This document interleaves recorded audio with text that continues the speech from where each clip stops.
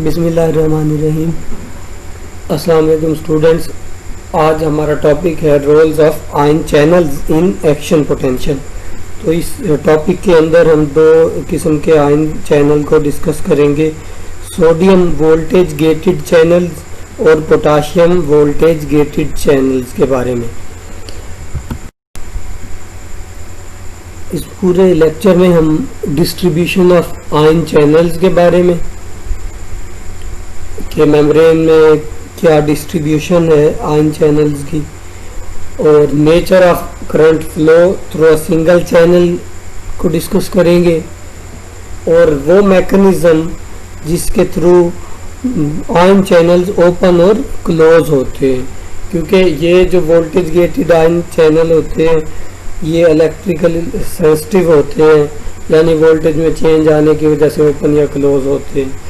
Fourth जो feature आज discuss करेंगे वो सेलेक्टिविटी के बारे में है, मतलब कि जो आयन चैनल्स हैं वो किस तरह से आयन डिफरेंट आयन्स को सिलेक्ट करते हैं और पास करने के लिए परमिशन देते हैं। तो ये सारी बातें समझने के लिए सोडियम और potassium ion voltage gated channels को डिस्कस करेंगे। एग्जांपल्स भी इन दोनों की यूज़ करेंगे। यहाँ पर डिस्ट्रीब्यूशन की बात करें तो आयन चैनल्स की अमाउंट की बात की जाएगी, यानी कि जैसे एग्जांपल दी गई है सोडियम के जो है वो 500 चैनल्स हैं पर square micrometer in non myelinated neurons, और 100 से 1 यानी 1 out of 100 total surface area को ये कवर करते हैं। हर एक चैनल बहुत फास्ट आयन्स को डिफ्यूज करवाता है एक साइड से दूसरी साइड पे, और स्पीड 10⁻⁷ है। 10⁻⁷ सोडियम आयन्स पर सेकंड मूव कर सकते हैं एक चैनल से। नेचर ऑफ फ्लो करंट के अंदर देखेंगे कि करंट किस तरह प्रोड्यूस होता है न्यूरॉन के अंदर।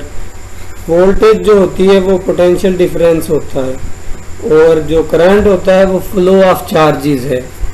जब चार्जेस सोडियम और पोटाशियम आयन्स के ऊपर पॉजिटिव चार्ज है, हम इनको चार्ज ही कंसीडर कर रहे हैं, जब ये एक जगह से दूसरी जगह पे मूव करते हैं तो इससे करंट प्रोड्यूस होता है। तो जो वोल्टेज गेटेड चैनल्स हैं वो चैनल्स ओपन या क्लोज होते हैं किसी भी करंट में चेंज की वजह से या वोल्टेज के चेंज की वजह से। सोडियम चैनल्स ज़्यादा सेंसिटिव होते हैं वोल्टेज चेंजेस के, और पोटाशियम चैनल्स कम सेंसिटिव होते हैं वोल्टेज चेंजेस के। यानी कि जैसे ही थ्रेशोल्ड लेवल तक वोल्टेज पहुंचती है तो फौरन से ओपन हो जाते हैं sodium channels.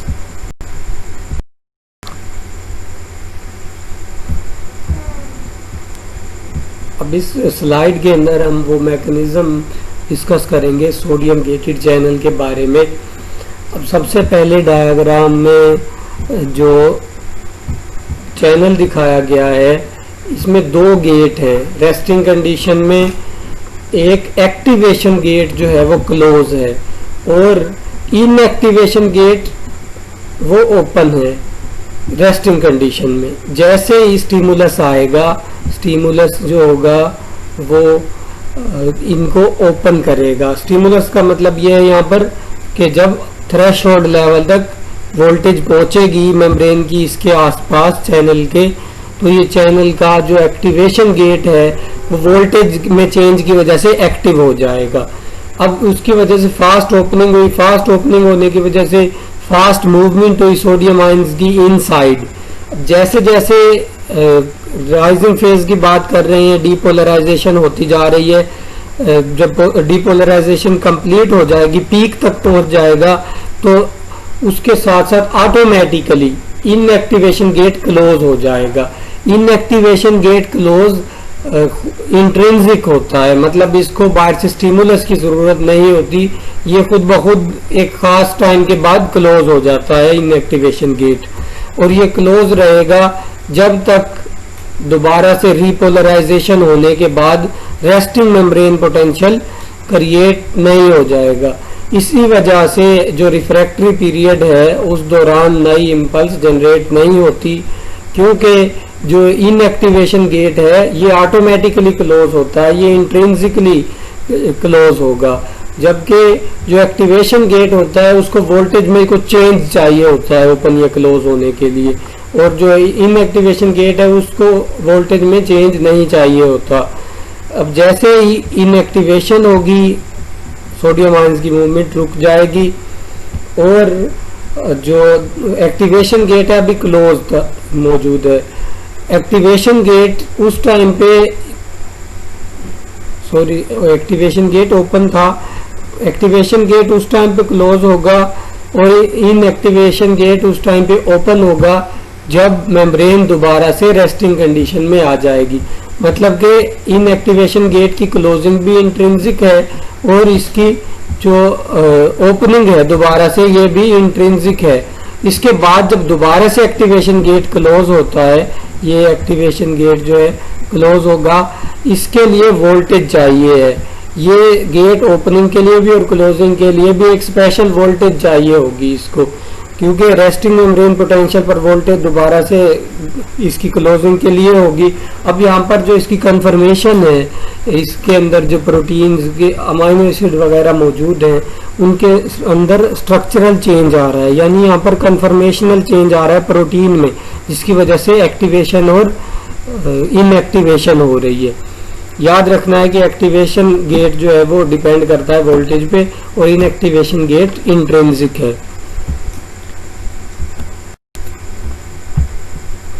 Next, a physical basis for how ions can select among ion species। अब यहाँ पर बात करते हैं कि चैनल्स को पता कैसे चलता है कि कौन से आयंस को पास होने देना है, कौन से आयन को पास होने नहीं देना, क्योंकि बहुत सारे चैनल डिस्कस कर चुके हैं, जैसे कैल्शियम से रिलेटेड, क्लोराइड आयन से रिलेटेड है। अब किसी के ऊपर पॉजिटिव चार्ज है, किसी पर नेगेटिव चार्ज है, किसी पे डबल चार्ज है, +2 है वैल्यू। तो चैनल को पता कैसे चलता है कि कौन से आयन को गुजरने देना है?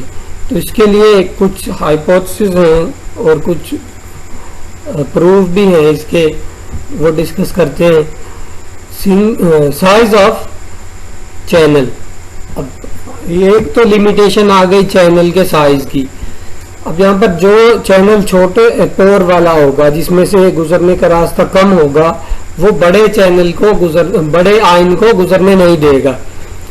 जैसे कि सोडियम का चैनल है जो वो परमिएबल है बहुत ज्यादा सोडियम के लिए। जैसे सोडियम से नीचे आए पीरियोडिक टेबल में तो लिथियम मौजूद है, लिथियम के का जो रेडियस है वो ज्यादा है, रेडियस ज्यादा होने की वजह से वो जो रास्ता सोडियम चैनल के अंदर मौजूद है वो कम पड़ जाता है, तो इस वजह से उसकी परमिएबिलिटी इसके अंदर कम है लिथियम आयन की।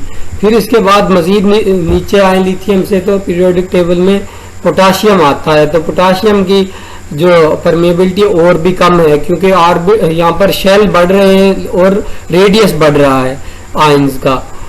अब ये तो बात हुई साइज की चैनल्स में, जिससे ये पता चलता है कि आयन का साइज भी मैटर करता है और चैनल का साइज भी परमिएबिलिटी पे मैटर करता है। दूसरी बात है कंफर्मेशन ऑफ चैनल, चैनल की ओपनिंग और क्लोजिंग है, जैसे कि ये भी कंट्रोल करती है। इसका स्ट्रक्चर है जो चैनल का, वो भी किसी आयन को गुजरने देगा या नहीं देगा, वो नेक्स्ट डिस्कस करते हैं। It indicate that size of ions matter in permeability. Negative charge on the mouth of channel, example के तौर पे बात कर रहे हैं, अगर फर्ज करें ऐसा चैनल है जो सोडियम को गुजरने देता है, ये कॉमन बात है सोडियम के लिए भी और पोटाशियम के लिए भी। जहाँ पर चैनल मौजूद है सोडियम का या पोटाशियम का, उसके प्रोटीन्स के अंदर जो अमाइनो एसिड हैं उनके ऊपर माउथ वाले पॉइंट पे नेगेटिव चार्ज होगा। अब नेगेटिव चार्ज होने की वजह से वो पॉजिटिव को तो अट्रैक्ट करेंगे जैसे कि सोडियम और पोटाशियम, लेकिन रिपेल कर देंगे नेगेटिव आयंस को। एक ये भी फैक्टर है जो कंट्रोल करता है, सेलेक्ट करता है आयन स्पीशीज को। नेक्स्ट सबसे इम्पोर्टेंट जो क्वेश्चन अक्सर स्टूडेंट्स के माइंड में आता है वो डिस्कस करेंगे। अब यहाँ पर देख रहे हैं कि ऊपर फिगर नंबर 13.24 में कि सोडियम चैनल का जो पोर साइज है वो सोडियम को परमिट करता है, क्योंकि सोडियम का साइज कम है और पोटाशियम का साइज ज़्यादा होता है। इस वजह से पोटाशियम इसके पोर में से गुजर नहीं सकती, इसका जो पाथवे है वो कम है पोटाशियम के लिए। तो ये सिंपल सी एक बात है जो डायग्राम में दिखाई गई है। अब यहाँ पर जो पर्पल कलर में दिखाया गया है वो सोडियम का आयन है, और सोडियम के आयन पहले मौजूद हैं, वाटर के साथ इंटरेक्ट किए हुए हैं। पता है आपको कि एक्वस मीडियम में इसका जो सोडियम का पॉजिटिव चार्ज है वो वाटर के नेगेटिव चार्ज ऑक्सीजन के साथ अट्रैक्ट हो जाएगा। तो इस तरह से कॉम्प्लेक्स बनाए हुए हैं और पास हो सकता है, वो इतना ज़्यादा साइज नहीं है दोनों का कॉम्प्लेक्स बनने के बाद।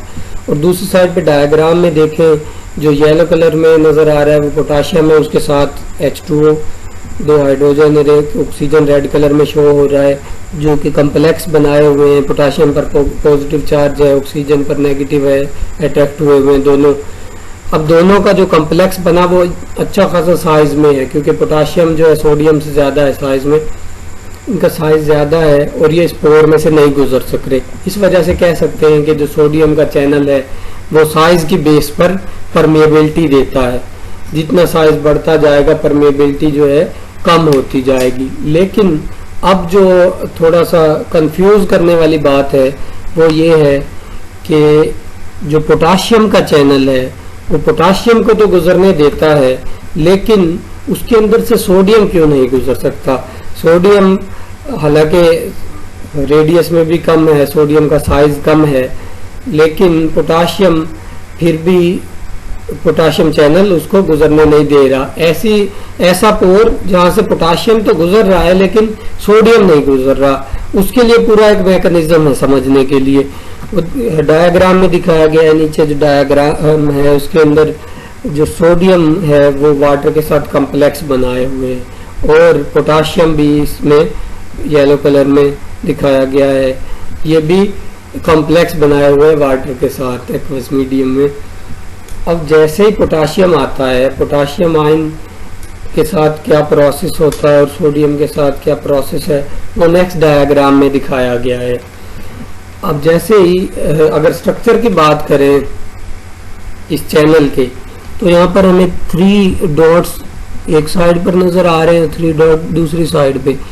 ये हमारे पास ऑक्सीजन दिखाए गए हैं जो इस प्रोटीन, इस चैनल प्रोटीन के अमाइनो एसिड का कार्बोनाइल कार्बन वाली ऑक्सीजन है। ये अमाइनो एसिड पे जो कार्बोक्सिल ग्रुप होता है उसके पास ऑक्सीजन है, वो कार्बन कार्बोनाइल, यानी यहाँ पर ऑक्सीजन मौजूद है दोनों तरफ।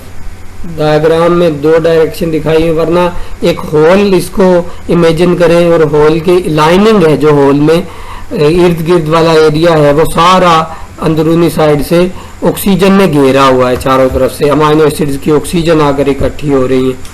अब जैसे ही जो चैनल के अंदर पोटाशियम वाला कॉम्प्लेक्स दाखिल हुआ, पोटाशियम का साइज अच्छा खासा ज्यादा नजर आ रहा है, जो कि ऑक्सीजन साइडों वाले ऑक्सीजन के साथ अटैच हो रहा है।